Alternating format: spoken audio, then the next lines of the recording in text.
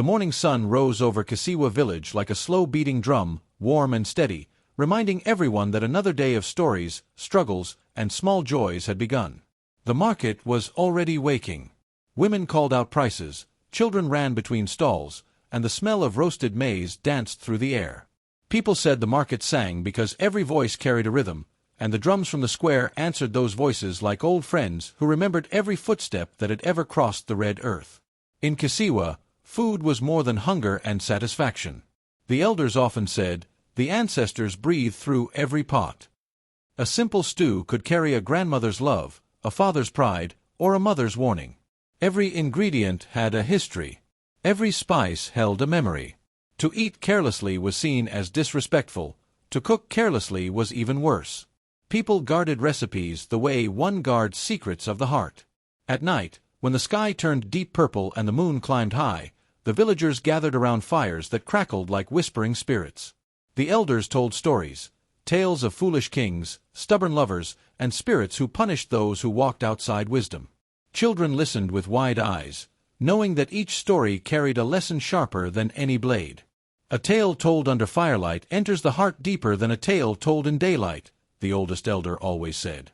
One belief shaped the soul of the village more than any other: you can see a person's true spirit in the meal they make. People watched how one chopped onions, how long they stirred, how patient they were with the fire. A rushed pot meant a rushed heart. A burnt pot meant carelessness. A gentle simmer meant the person carried peace inside them.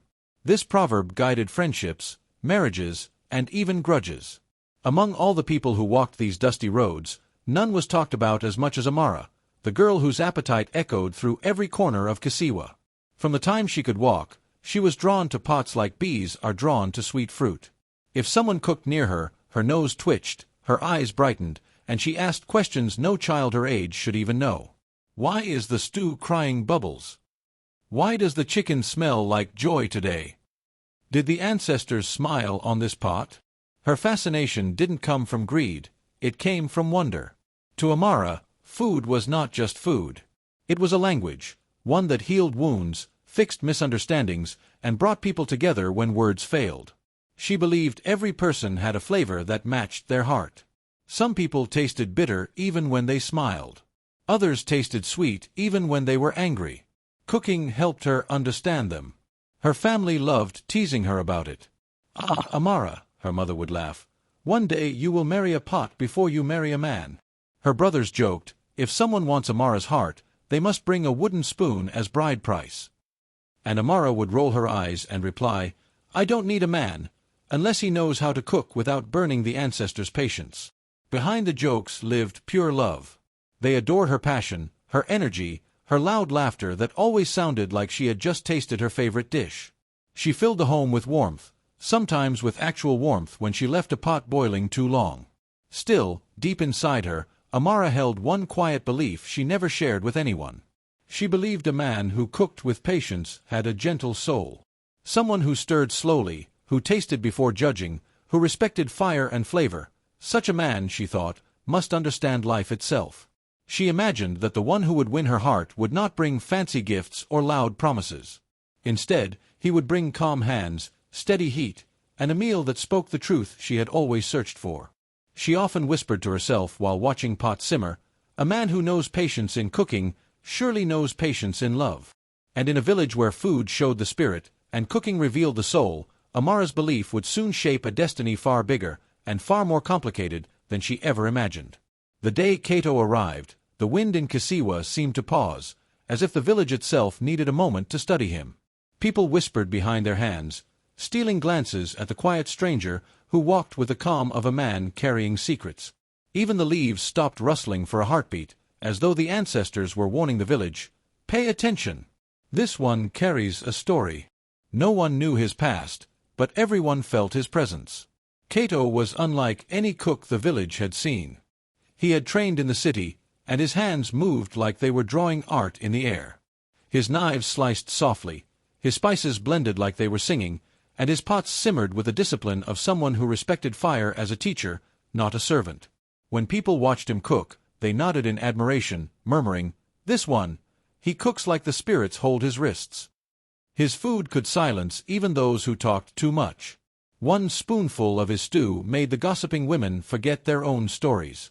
Even the chief, known for his loud opinions, once tasted Cato's roasted fish and simply closed his eyes.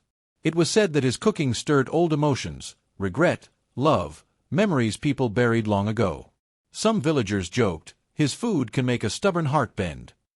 Yet behind Cato's calm eyes lived a shadow. Sometimes he stared at the fire too long, as if it reminded him of a pain he could not forget. At night, when others slept, he walked alone to the edge of the village where the trees whispered. His shoulders always seemed heavier when he returned. If anyone asked if he was all right, he replied softly, "The night teaches patience." But his tired eyes told a different truth. Everything changed during the village's harvest festival. The drums beat fast, the air was thick with spices, and colors filled the square. It was here that Amara first tasted Cato's food. She lifted a small piece of his slow-cooked beef to her lips, and the world went still. For a moment, she felt something spiritual, like her heart had opened a door she didn't know existed. She whispered, "What kind of man cooks with this kind of truth?" She didn't fall for his face, she barely looked at it. She fell for the story inside his cooking.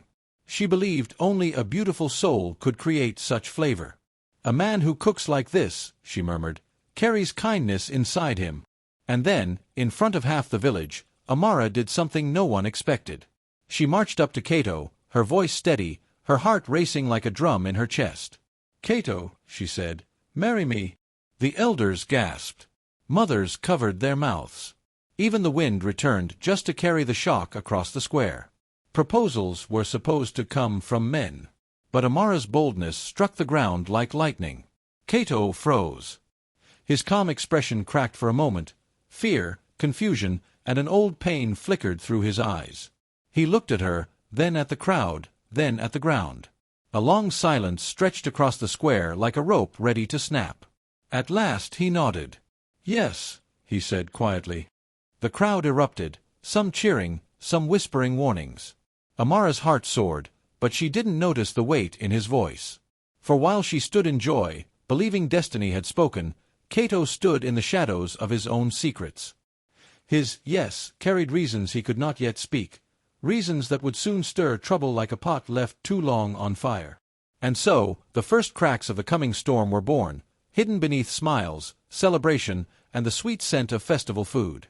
In the first months of their marriage, Amara and Cato moved through life as if the gods had written their love on a warm breeze. Every meal they shared felt like a small song, soft, gentle, full of harmony. When Amara stirred her pots, she hummed, and Cato often joined with a quiet smile. Their laughter rose with the steam, filling the hut with a peace that made even the birds pause outside their window, as though listening to a love that tasted sweet on the tongue. Soon, the villagers began to speak of them as if they were chosen by the kitchen spirits. "Look at them," one elder said, nodding proudly.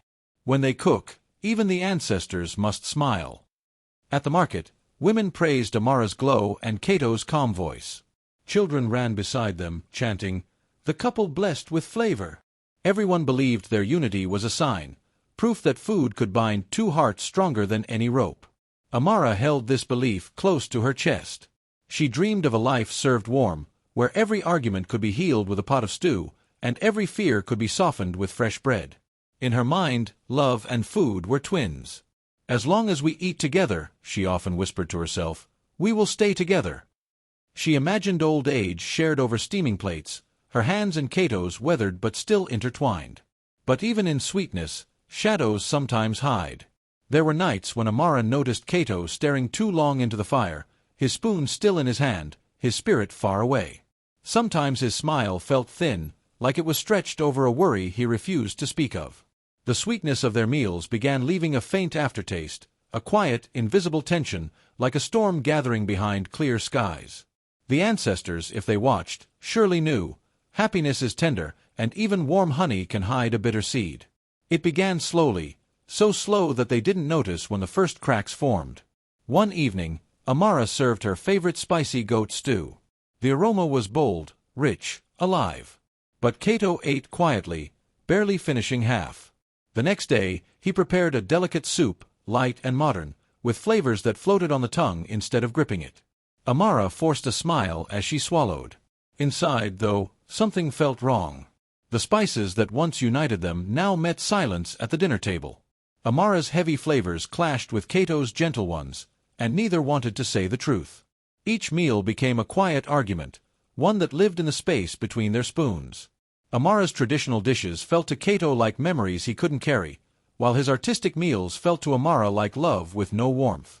They were two palates fighting for the same plate. Tradition on one side, modern craft on the other. Neither wanted to admit that their tastes no longer walked hand in hand. The food they shared, once a bridge, became a battlefield of small hurts and swallowed words. Their table turned into a place of quiet wars. Cato cooked silently. Amara served silently. They ate without meeting each other's eyes, listening to the clink of spoons instead of laughter. To the villagers, the couple still looked blessed, but inside their home the air grew heavy, thick with unspoken pain. Amara began to think, he cooks for the eyes, not the soul. She felt his dishes were beautiful but empty, lacking the fire she believed love should carry. Her resentment grew like a stubborn weed, twisting her heart in ways she didn't understand. And Cato, he felt the sting of her silence. He sensed her judgment, her dismissal of everything he had worked to learn. Each time she pushed her plate away too quickly or added extra spice to fix his meal, his chest tightened. She doesn't see me, he thought. She only sees what I'm not. In the quiet of their kitchen, where they once found harmony, two hearts began drifting apart, slowly, silently, painfully, like smoke rising from a dying flame. Amara sat on the worn wooden bench outside their hut, the aroma of Cato's latest dish still clinging faintly to the air. Her mother approached, her steps measured, eyes heavy with worry and the wisdom of many seasons. She rested a hand on Amara's shoulder, her voice soft yet firm. "My daughter," she said, "remember this, a love built only on taste and appetite will crumble like dry maize in the sun. Hunger fades, and the heart is left starving. A man who wins you with flavor alone may not stay when the spice fades. Do not forget, your heart must see the man, not just his hands in the pot." Amara nodded, swallowing the unease in her throat. She wanted to believe that love could indeed be stirred from the same pot as desire, but already she felt the first cracks forming. Cato had begun to retreat into himself. At mealtime, he often pushed food away, offering only polite bites. His eyes drifted to the fire or the far trees instead of her. "Are you not hungry tonight?" she asked one evening, trying to catch his gaze. He muttered, "I ate already," though no one had seen him do so. The distance between them grew like a shadow stretching across the hut as night fell. One afternoon, curiosity gnawed at her. Cato's pantry, once a place of shared ingredients, now held hidden corners. There, she discovered small bundles of herbs she did not recognize, exotic spices tucked into cloths, and roots that whispered secrets she could not understand. She ran her fingers over them, sensing their stories but unable to read them. Then came the folded papers, tucked behind a jar of ground peppers. Symbols and lines written in a language older than memory stared back at her. She could not decipher them, and the village elders shook their heads in silent warning. Her stomach twisted. Recipes meant for the hands of ancestors, kept from her, from everyone. Night after night, Cato would leave, basket in hand, slipping silently past the sleeping village. She watched from her doorway as he disappeared into shadows, never speaking of where he went or why. Every moonlit journey stirred her suspicion, each footstep echoing louder than the last drumbeat of the festival. Whispers began circulating in the village. Some said Cato was feeding another woman in a village beyond the river. Mothers shook their heads when he passed, children peered curiously, and the marketplace hummed with gossip. The murmurs clawed at Amara's heart. Her cousin, eyes sharp with envy, whispered, "Perhaps your chef loves another, and you only taste his lies." Every word, sharpened with jealousy, was like a knife carving doubt into her soul. Amara's nights became restless. She questioned everything. Had she fallen in love with the man himself, or only the flavor he brought to her tongue? Every meal he prepared now tasted like a puzzle, every glance a mystery. Trust, once as steady as the fire in their hearth, began crumbling like dry bread in her hands. She stared at Cato across the table, seeing only shadows where warmth used to be, wondering if the man she had married was the same one who stirred her heart, or if she had been deceived by meals that sang too beautifully to be true. Her chest ached, and the night seemed endless, filled with a silent question: who is the man behind the pot? Amara had walked past the small shelf in their kitchen countless times, but that night her eyes lingered. The clay pot sat there, dark and heavy, almost humming with its own secret. Its surface was rough like the river stones outside the village, yet it carried a strange, smooth allure. She felt the pot's presence pressing against her curiosity, as if it were a heartbeat she could almost hear. It was locked, tied with a thick cord, and Cato's key hung on a hook far above her reach. "Cato," she said softly, almost to herself, "what is in this pot that it must hide from me?" He appeared behind her, the shadows of the room sharpening his solemn face. "Do not touch this, Amara," he said, his voice low but urgent. "I swear, this is not for you." "Why?" she asked, a tremor in her voice. "Why must it always be locked from me? Have you nothing to trust me with?" Cato's eyes flickered with pain. "Some things are heavy, Amara. Some truths burn like fire. This pot, it is not ready to be opened. Not yet." The elder's words she had heard as a child echoed in her mind. Curiosity is the old serpent that enters the hearts of the unwise. The pot became more than clay. It was a warning, a challenge, and a call to caution. But the more he forbade it, the louder the pot whispered to her spirit. She sensed that beneath its clay lid lay shadows of a past Cato had buried deep: grief, shame, perhaps even danger. The very air around it seemed to thrum with memories, memories he feared she would see, memories that might reshape the man she thought she knew. Later that night, the village spoke in whispers of a rumor too sharp to ignore. By the firelight, neighbors said Cato had been seen delivering meals to another woman beyond the river. The words struck Amara like a thunderbolt. Her heart pounded, her hands shook, and a storm of hurt and betrayal gathered in her chest. Under the cold gaze of the moon, she confronted him. "Cato, tell me, is it true?" He said nothing, only stared into the firelit courtyard, silence thick enough to cut. Her eyes fell to the forbidden pot. It seemed to pulse with invitation, as though calling to the part of her heart that no longer knew patience or trust. Driven by pain, anger, and an insatiable need for the truth, she lifted the cord, her hands trembling, and opened the clay lid. The air that escaped carried stories, secrets, and the weight of what Cato had tried to hide, a truth waiting to change everything. Amara's hands trembled as she lifted the clay lid, dust curling into the air like ancient spirits rising from sleep. Beneath it lay objects that seemed ordinary but carried centuries of unspoken stories. She ran her fingers over bundles of dried herbs, the scent sharp and earthy, like rain on parched soil. Each bundle seemed to hum with memories she could not yet understand. Her eyes widened as she recognized some of the herbs, healing leaves, roots used by village elders in their cures. Not once did they carry poison, as the rumors had implied. These are for life, not death," she whispered, her voice barely carrying in the quiet kitchen. She traced the leaves with awe, realizing the purpose had never been harm but restoration. Next, her hands fell on a carved wooden spoon, polished smooth by generations. It was the type used in ceremonial cooking, in rites that connected the living to ancestors. Its presence hinted at Cato's deep respect for tradition, the weight of history he carried in silence. Her breath caught as she imagined hands long gone using the same spoon to stir feasts, celebrations, and rituals of honor. And then, resting atop the papers, was a delicate necklace, a string of beads worn by a woman whose life Amara did not yet know. Each bead seemed to whisper loss and longing, a story of grief held close and never spoken. Amara clutched it to her chest, feeling a twinge of sorrow she could not name. Cato stepped into the room, his shadow stretching across the floor.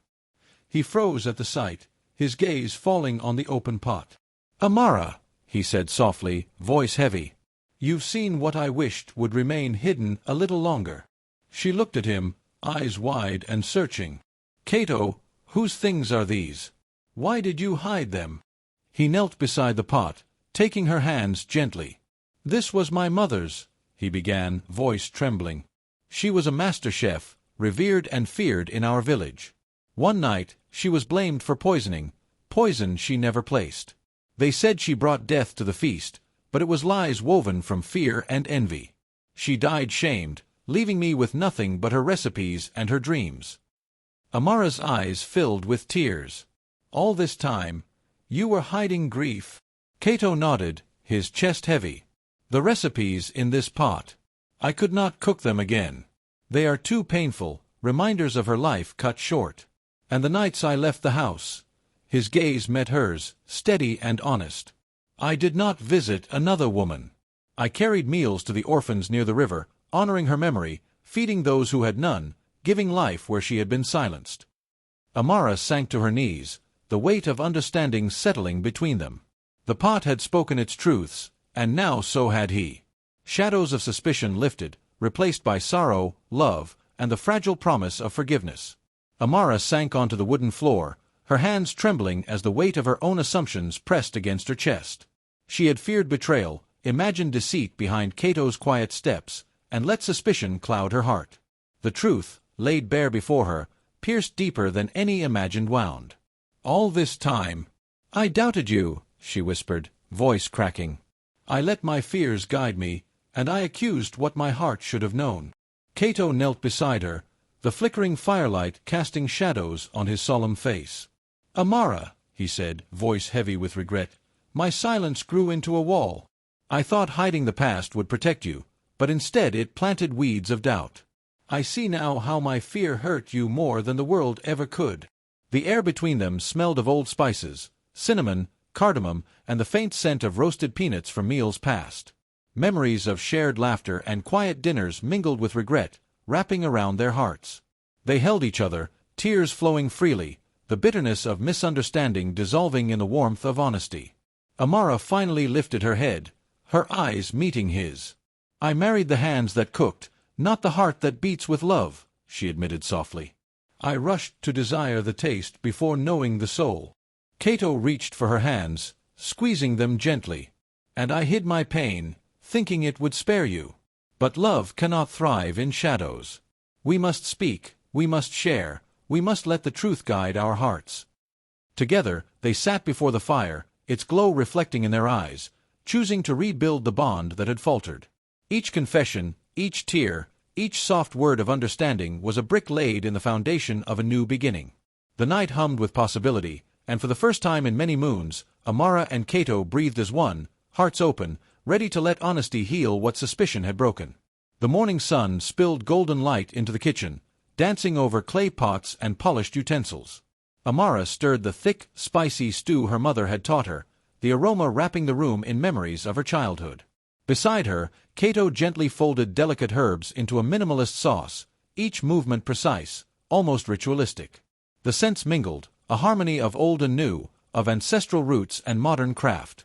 "See how your flavors rise beside mine, Amara," Cato said softly, smiling. "Neither overshadows the other. They speak together, like old friends reunited." Amara laughed, a warm, musical sound. "Yes, and the ancestors would approve, I think. They would smell that harmony and nod their heads." She tasted his sauce, the delicate balance awakening new dreams in her heart. Their pots sang together, carrying spirits of the past and hopes for the future.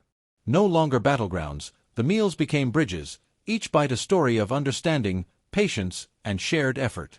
"Our union," Amara said, sprinkling cinnamon over the final dish, "is seasoned by memory and possibility alike." Word spread through the village like wildfire, and soon the neighbors arrived, curious, hungry, and reflective. They watched the couple cook in unison, their once divided culinary worlds blending into one. An elder, leaning on a carved staff, nodded slowly. "Secrets rot faster than meat, children," he said. "And assumptions blind hearts more than any darkness. True love grows only where understanding is watered." By nightfall, the village square was filled with laughter and shared meals. The community had learned the lesson of patience over impulse, truth over fantasy. "A marriage cannot survive on taste alone," the narrator's voice rang through the shadows of the firelight. "When hunger fades, it is the heart that must stay nourished. Feed it with honesty, kindness, and time." Amara and Cato worked side by side, their kitchen alive with sacred flame. The forbidden pot sat open on the shelf, a quiet reminder that no secret should suffocate the soul. Across seasons, they cooked for festivals, honoring ancestors while shaping a wiser, united future. In every dish, every simmer, every shared spoon, the village saw what happens when tradition and innovation finally find their dance, where love, patience, and understanding become the strongest flavors of all.